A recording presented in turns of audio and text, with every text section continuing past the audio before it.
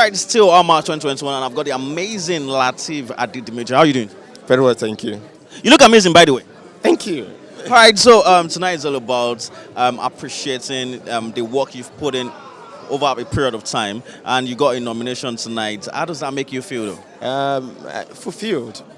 It's a thing of joy, and then for me, AMAA is a big deal actually. So, and then for the first time, I got nominated, and for the best actor in leading role.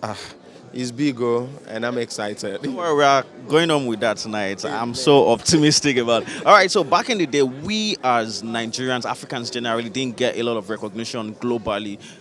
If you remember some 90s, early 2000s, our movies are just locally. Maybe Ghanaians watch our movies, and we watch Ghanaian movies a whole lot. It didn't really get out of the shores of Africa, but these days, we've got nominations outside the shores of Africa, Canada, Europe, America, and everywhere. We even get some of our actors and actresses feature in Hollywood movie. How proud are you to be associated with this industry? Very proud, very proud. It just tells me that we are not there yet, but it tells that we are almost there if we would not relent in our effort to keep doing quality things and then keep building the craft, then we will get there. So it's a good thing, it's a thing of joy.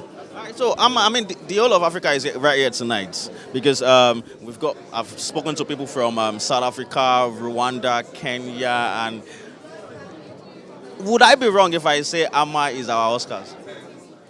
I think you're not wrong. It is.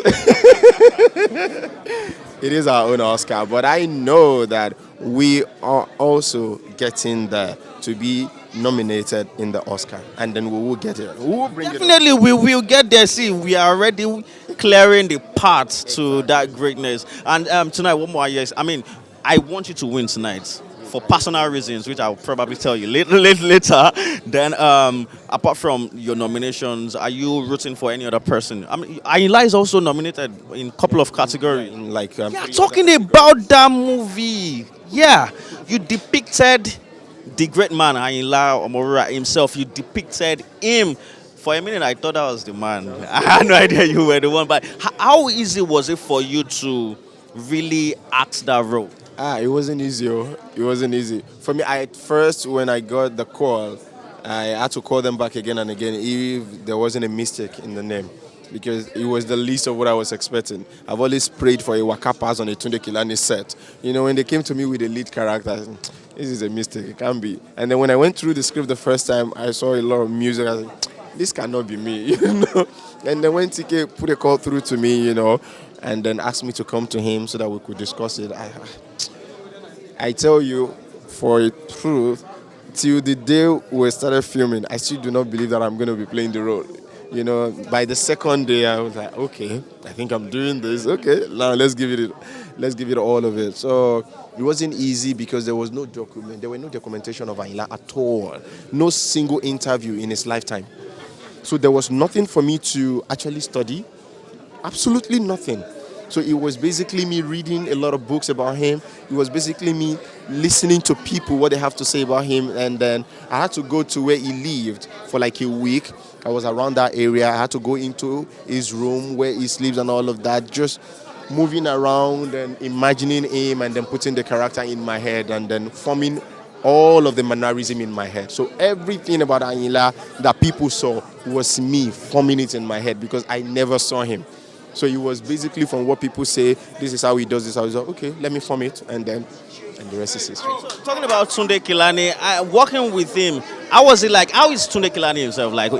Once he's on set, how is he like? What kind of human is he? He's something else. He's one of the best directors. No matter how much you're getting it wrong, he will never be upset. He will never be upset. For me, it was more like I went to learn.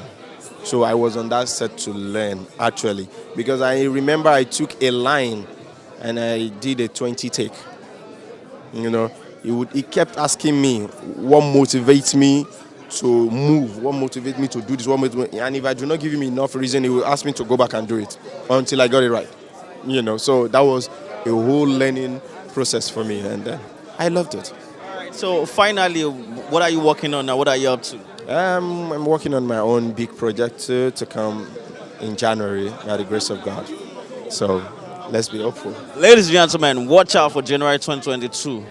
Right here, the great man has spoken. He is going to do something big.